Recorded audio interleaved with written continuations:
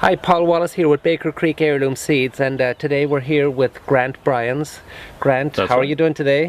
Just fine. So Grant is with the Heirloom Organic Farm here. Yep, Heirloom Organic Gardens, that's my farm name. That's right. In Hollister, California. Thank you. Yep, we're here in the Santa Clara Valley, in the historic Santa Clara Valley that has been a site for so much agriculture for 200 years or so at this point. Wow, wow. Yeah. And how many acres do you farm here? I'm farming close to 200 acres. Boy. It's almost all in vegetables and a little bit of fruit and nut trees. And in fact, you can see some orchard back there. Right. That's got some blossoms at the moment. Right.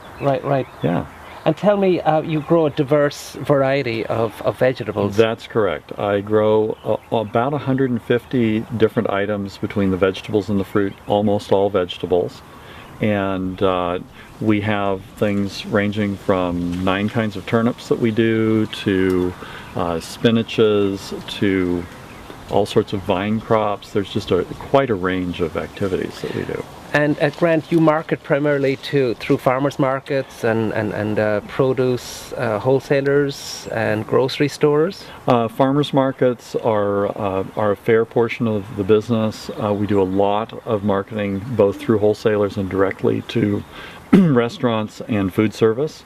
And then we do have some that goes to supermarkets as well. Got it. Wow, that's Yeah. incredible. That's incredible. To have so many different varieties. You're educating the general public too on the varieties that are available that are not normally available through traditional supermarkets. This is true.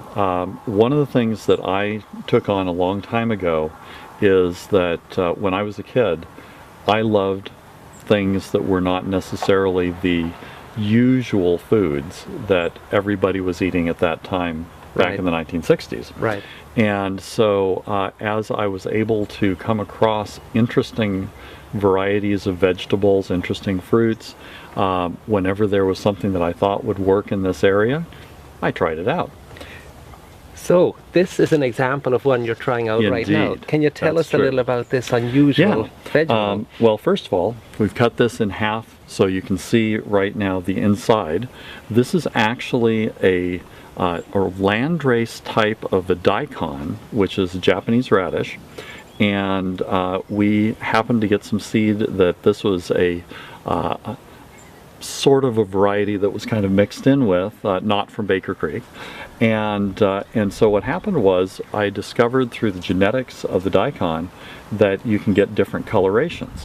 So Paul, here we're going to give you your sample on the purple daikon. Great, thank you. Is the skin edible also, Grant? Absolutely. One of the things that's nice actually about almost all of the winter radishes, and in particular the daikons, is that despite the fact that this is a fairly firm skin, as you can see I can tap it with the knife and not break it or bruise it, that it's also a very fine texture, and so it's just nicely crunchy.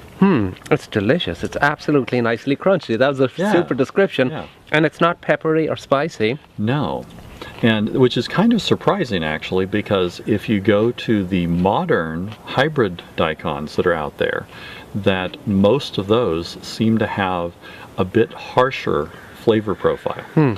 And I don't know what the reason for that is. I don't know if it's something that is inherent in the genetics they're using, or if it's the delicious biodynamic compost that we use, or what. Who knows?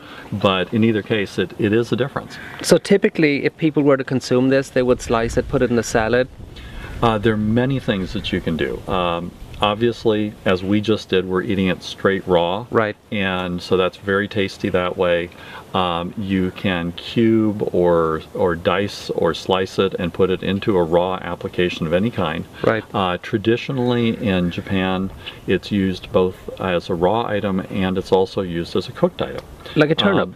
Yes, it's almost a filler in many Japanese dishes. I know that I have not explored every aspect of every kind of Japanese cuisine, but when I was in Tokyo, and I was lucky enough to go ahead and experience many different kinds of food, that there were all sorts of creative ways the Japanese chefs would use the daikon. Yeah.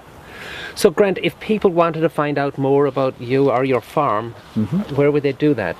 Well, we do have a website that is out there, and I've got a Facebook page as well. Okay. If it is someone who is in Northern California, obviously we do farmers markets in the Bay Area and here in our local area in the southern Santa Clara Valley. And there are chefs who use our products actually spread out across the United States and even into Canada. And your website is, if people wanted to log on? It's www.heirloom-organic.com. Excellent. So that's Yeah. www.heirloom-organic.com. That's Excellent. right. Excellent. And for more information on the Heirloom Expo, you can go to the heirloomexpo.com. Thank you, Grant. You are most welcome. Appreciate it.